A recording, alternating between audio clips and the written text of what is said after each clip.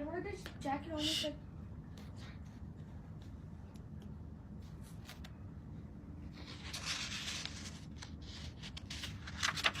Hello. Ooh, let me change this. I was playing with the filters. Can you hear me? Please let me know if you can hear me. If you can't hear me, please let me know. Please, please, please, please, please. All right, there we go.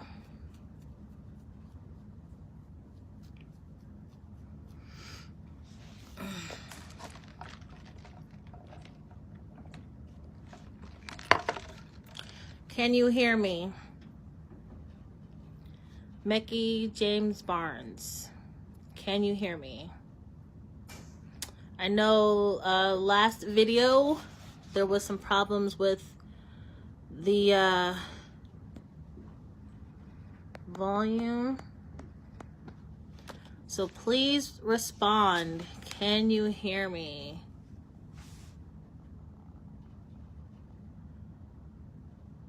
Anything? Can you hear me?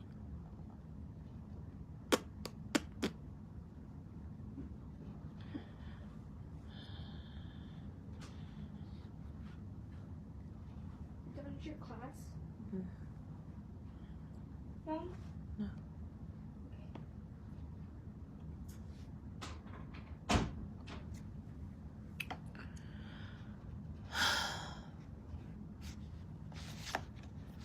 All right, well, it's 7 p.m. It is time to get started. I hope you guys can hear me. I know before I got sick, I tried to do the book club and you guys couldn't hear me and no one told me until like 45 minutes in. So I'm asking up front now if you guys can hear me. Hopefully you can. No one is responding. So I hope there's someone out there that has the wherewithal to let me know ahead of time before I get all the way into the book club, before I'm told. So there's that. All right, so welcome back, everyone. I'm so glad to be here.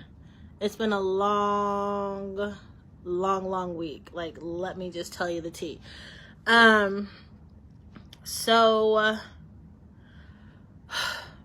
It's good to be back. So of course you all know this is the book club for So You're an Empath, Now What? So if you are watching this video on YouTube and if you are an empath, if you are just curious as to what an empath is, then please find the link in the description box below and join our club or our group. It's a Facebook group. It's totally free. I offer classes on being an empath, how to protect yourself, things of that nature. Kind of like I am your empath / metaphysical guru, as it were. So there's that. Also, the club is all inclusive, so it's not I keep calling it a club, but it's a group, so it's all inclusive. So that means it doesn't matter your race or ethnic background or your sex or gender. Okay, you are welcome. And then lastly, I have the announcement that also this Sunday, the Empaths Mechanics course will be coming back as well. We'll be on module 5. It'll start on Sunday the 24th. Either way, today is Thursday. This coming Sunday, it will be at 10 a.m. Pacific Standard Time. Okay, and in module 5, we'll be talking about healthy human relationships, which includes why we're attracted to the wounded, boundaries, human and energetic, and communicating as an empath. Okay, so for those of you who are just now joining me, let me fix my leg. I'm sitting on the floor because it's a lot comfortable for my back. Please let me know if you can hear me. If you cannot hear me, please let me know. Can you hear me? Anyone, please let me know. Okay. So let's go ahead and move forward to the book club, okay? Chapter 1. I hope everyone's gotten their book for Asking It Is Given by Esther and Jerry Hicks. This information was, given to them by their spirit guides called Abraham. Can you hear me? This is so frustrating. You guys don't even understand.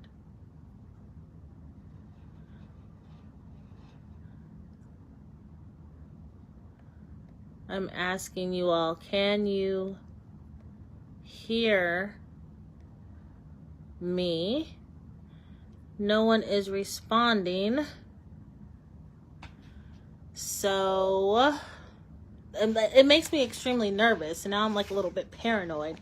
Because as I mentioned earlier in our last video, no one told me until like 45 minutes in that they couldn't hear me.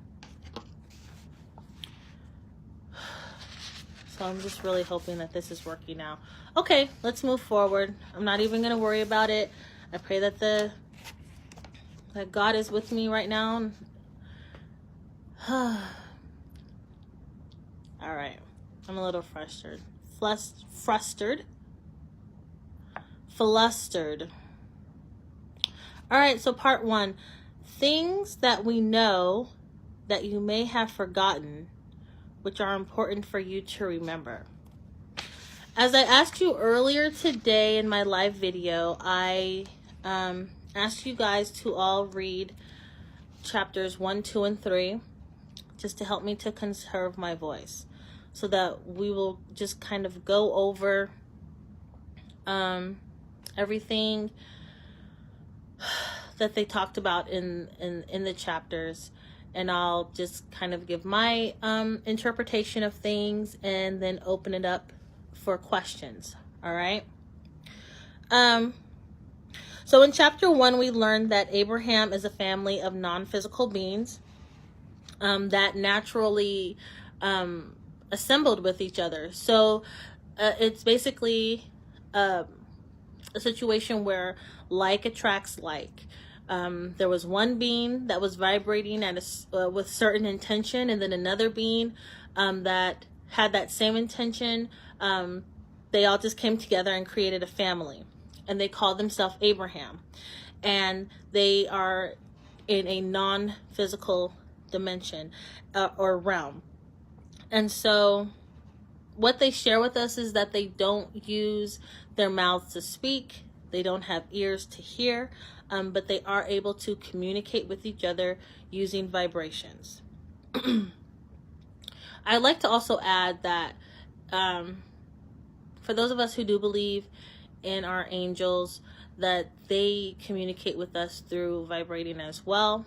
Some of us may have or get the vibration in our ears, and when you get those vibrations, it seems like you're being, like you can understand exactly what's happening. I know when I first had that experience, I was like, oh my God, I have tinnitus. I need to go to the ENT doctor, right? But no, I go to the doctor, there's nothing wrong. The vibrating keeps happening. And I decided to just listen. You know, what do I hear? And I would have these ideas, or I would even have a better understanding of how to do things. So it was pretty cool. So if you guys ever have that experience, just relax and just listen. It helps me to just close my eyes and to focus on what's happening, and to hear whatever the answer may be, right? So they go on to say, and I quote, "It is our intention to help you remember that you are an extension of source energy, that you are blessed, loved beings, and that you have come forth into this physical time, space reality to joyously create." So what they're saying is that our energy is a part of the main energy or the oneness, or if you are a person who believes in giving a name to something, it could be God, it could be Allah, it could be a Hindu god, whatever the case may be. But for all intents and purposes, the source and the oneness is what we'll just go with for this book, okay? Welcome to anyone who's joined us. Please let me know if you can hear me. If you cannot hear me, please let me know. I guess that would be an oxymoron, or not an oxymoron, but if you can't hear me, then you don't know that I'm asking you. All right. They go on to talk about how all who are physically focused have non-physical counterparts. So basically, in our human bodies, we have a energetic source. So our soul, our mind, our consciousness, whatever you want to call it, that's what it is. But then they go on to say that physical beings have become so distracted by the physical nature of their planet that you have developed strong patterns of resistance that keep you from having a clear connection with the source. And their intentions in this book is to teach us how to reconnect with the source in us and the source out on the outside of us. Okay. And then once we have a better understanding or of the power of feeling good, no matter what, that we can hold the key to achieving any state of being, any state of health, any state of wealth, any state of anything that we desire. So basically, they're saying that we are able to manifest all things through our thoughts and our words and our beliefs. Okay.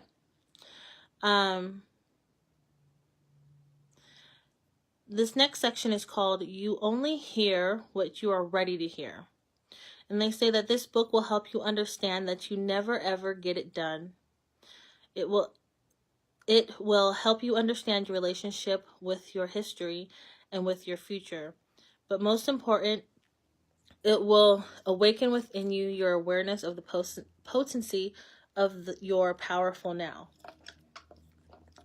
So they're basically saying that within this book, they're going to basically teach us our own power and how we can utilize it to manifest what we desire. All right, let's move on to chapter 2 on page 7. And I'm going to go ahead and read this particular passage because I really felt like it stood out and it was fairly self-explanatory. Chapter 2 is called "We Are Keeping Our Promise to You and Are Reminding You of Who You Are." Do you know what you want? Do you know that you are the creator of your own experience? Are you enjoying the evolution of your desire? Do you feel the freshness of a new desire pulsing within you? If you are among the rare humans who answered yes, I'm enjoying the evolution of my desire. I feel wonderful as I stand in the place where many things that I desire have not yet come to me, then you understand who you are and what this physical life experience is really about.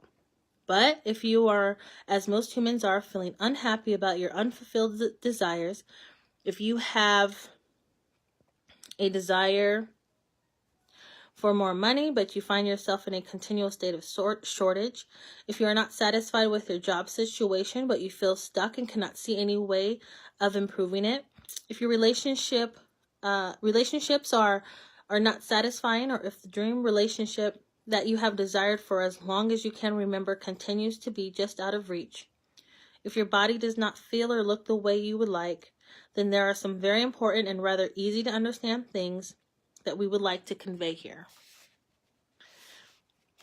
So basically in this section, they're saying that in a nutshell, if you're unfulfilled, we're going to teach you what you need to do so that you can feel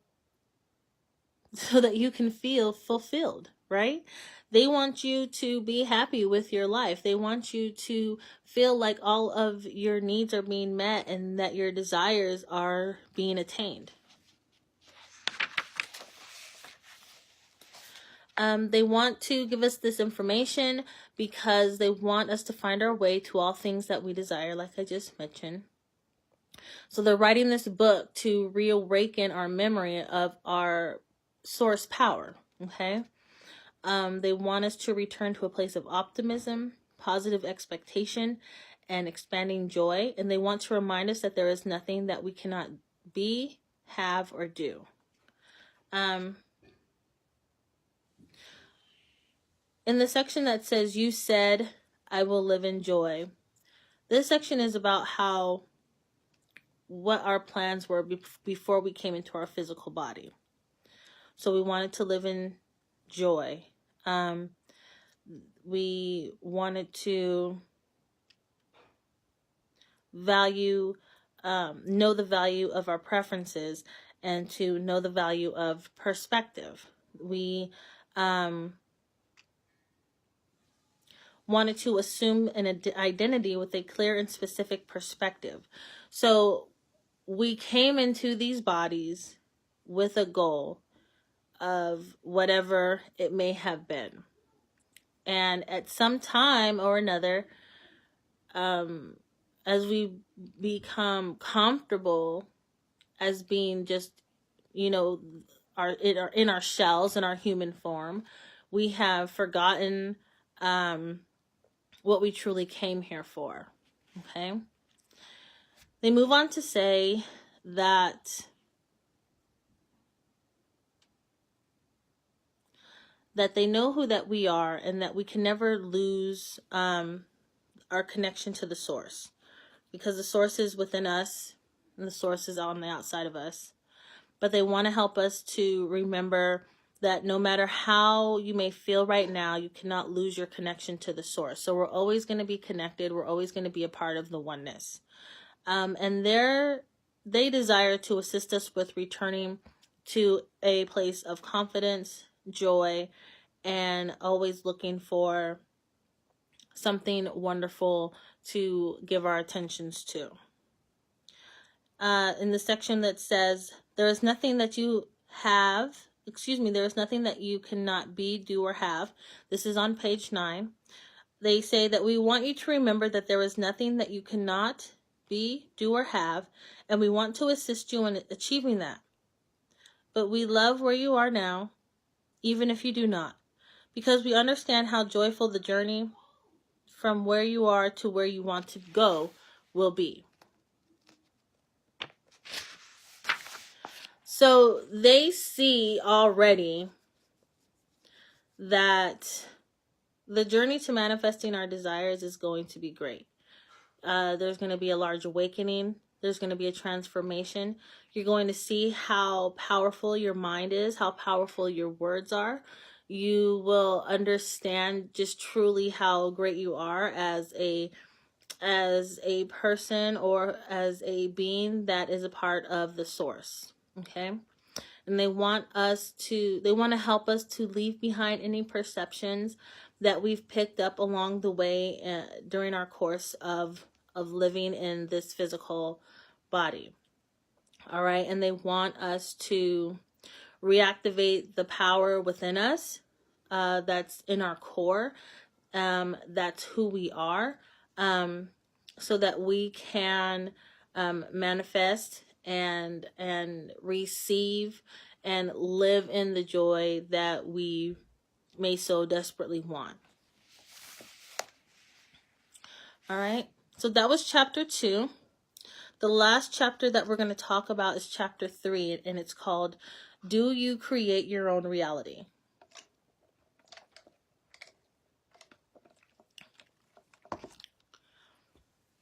And they say, you are the creator of your own reality. Fair enough. I want to kind of give an example of this. It's not really as deep or that it may seem or appear. It's kind of like our own perception, right? So if you perceive that something is one way, then that's what you're going to base your reality on. All right. So if you see,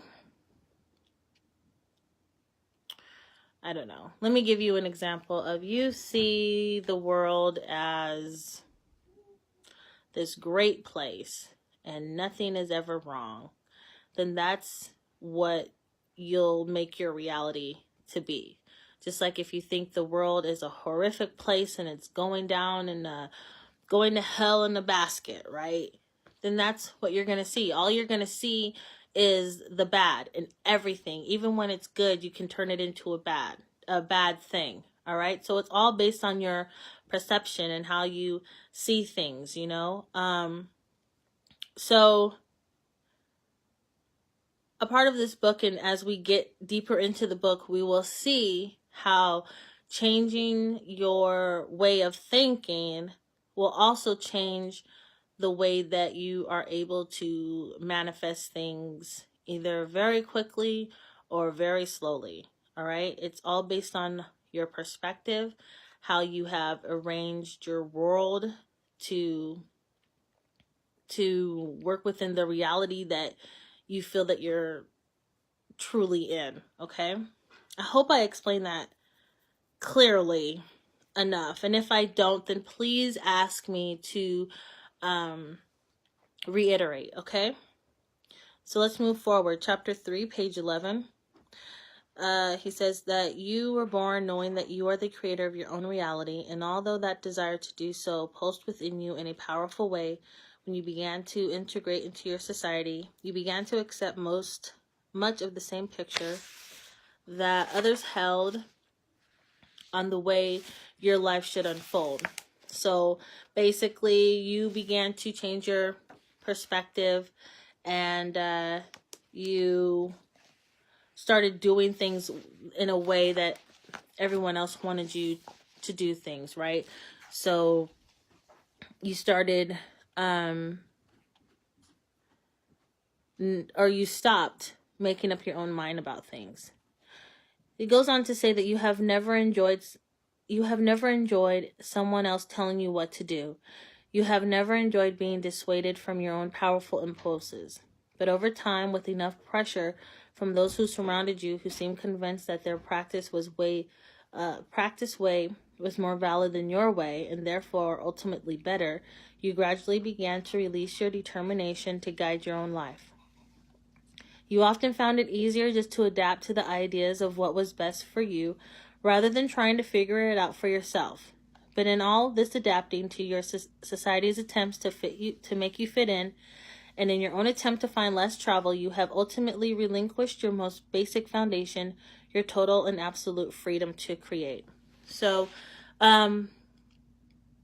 one thing I want to say about that is how, and this is just an example of how, there's some people who can be very, very successful without going to college. However, they're told, in order to get a good job, you have to go to college. In order to make a lot of money, you have to go to college. And not taking into consideration that, say if your goal was to start your own business, and I'm not telling you not to go to school, but you don't necessarily have to go to college to learn how to run a successful business. It could be helpful. It might look better, like on your information sheet about who you are as a person. But it doesn't necessarily mean that just because you have a degree, you're going to be successful. There's a lot of people out here with degrees who are not successful and who are working minimum wage jobs and who are miserable. So just keep that in mind. Another example of that is when going into the workforce, and you're told get a good job with a good company and all of that. So now you're working for someone, even though your goal, as I mentioned before, was to have your own business, right? But you listened to people who were like the naysayers, and they told you, don't open your own business, that's not a good idea, so they kind of change your mind and have you thinking that what they're saying is the truth, when really they don't know, because they were the ones who were too scared to go out on their own and start their own business. Okay. Moving forward, it says no one else can create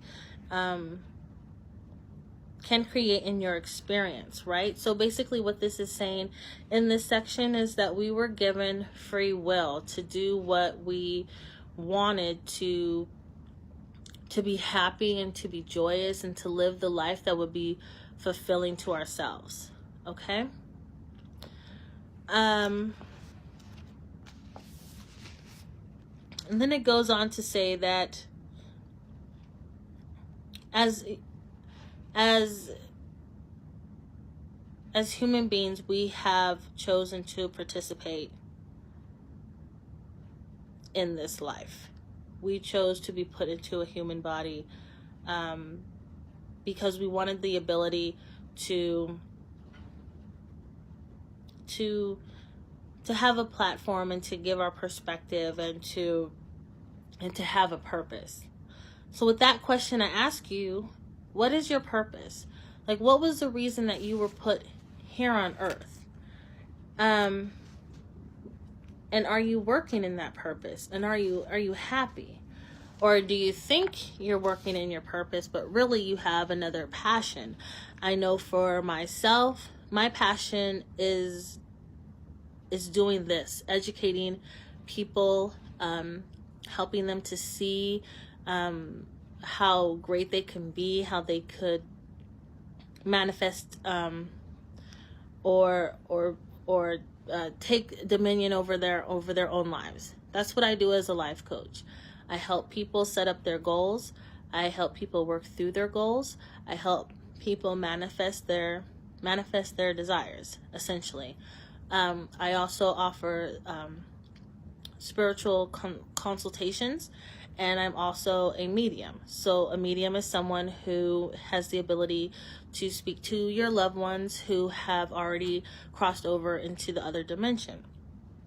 And with all of those things that I have been gifted with the ability, have been given the ability to do as a gift, I help people. You know, I help people become the best that they can be, and I help people with getting closure by being able to speak to their family. You know, some folks have passed on, and a few of my clients didn't get to say goodbye, or they had a quarrel with someone, and the next thing they knew, they were being called and being told that the person passed away, and they didn't even get to apologize, and so now they're holding on to guilt.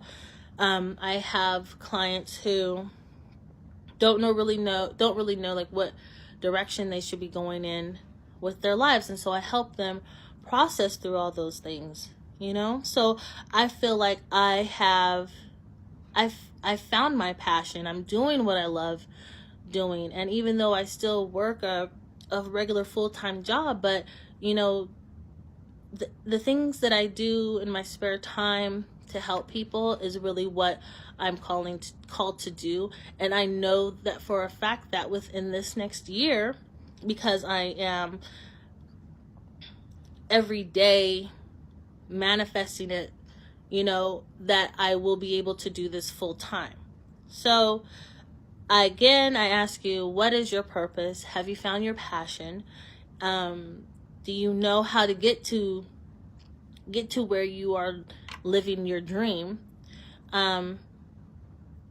And if you continue to utilize this book, or even contact me if you are interested in any type of life coaching or any type of services like that, please reach out to me, and I'm more than happy to help you. Okay, I do have a website. It's called DanaeNicole.com, and you can get 30-minute sessions, 60-minute sessions. You can have up to, I think I do at the most 24 sessions that you just pay for up front. But anyways, I digress. Getting back to Abraham and explaining how we are eternal beings in a physical form.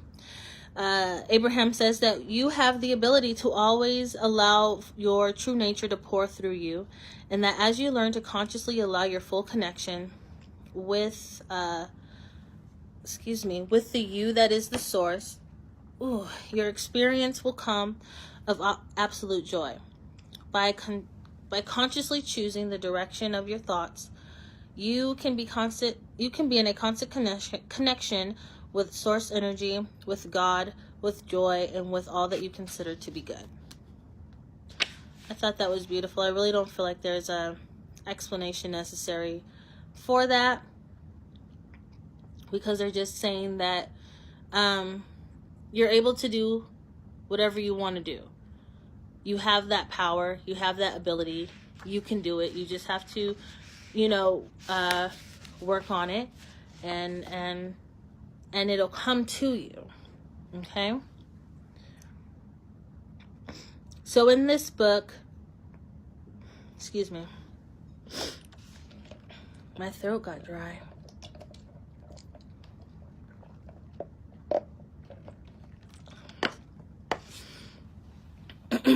So in this book, what they're going to teach us is how to consciously connect with our source and our drive to get us to a place where we are able to really understand our power and our greatness. Okay? It's in your mind, it's in your soul, it's in your spirit. Have you ever been thinking about something so hard that you wanted and didn't really know how you were going to get it, but you thought about it so hard, or you prayed about it so much, and you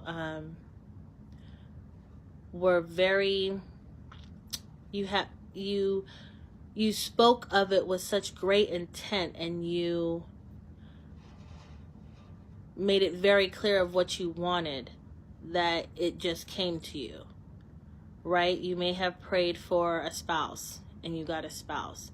You may have prayed for a new car, meditated on a new car, or spoke as if you already had that car and you received it. So that's what we're going to be learning in this book, is how to conceive what we want. Okay? So I'm going to finish there. That was chapter 1 through 3. If any of you all have questions, it's your time to ask those questions now. If not, then I'm going to log off. I just want to mention this. In chapter 4, they're talking about how your vibrational frequency can be holding you back. And I'm not going to get into this chapter, but I just want to share with you all that if any of you do listen to frequency type sounds, one frequency that I found to be very helpful was the 110 hertz frequency. This particular frequency is what allows you to get closer to the spirit, or it allow you to improve your intuition. I like to listen to this frequency while I'm working, because it allows me to see, open up my unconscious mind and kind of see, or see things in a different way than what is just in front of me. It increases the amount of ideas that I have, and it also keeps me focused in a way. So just keep that in mind. But I don't see that anyone has any questions, and I'm praying to God that you guys could hear me, and that I haven't just did a whole nother video and there wasn't any sound. So with that being said, to those of you who did join me, I thank you. And I do truly appreciate that you've shared your time with me. All right? And I'll see you guys later. Bye.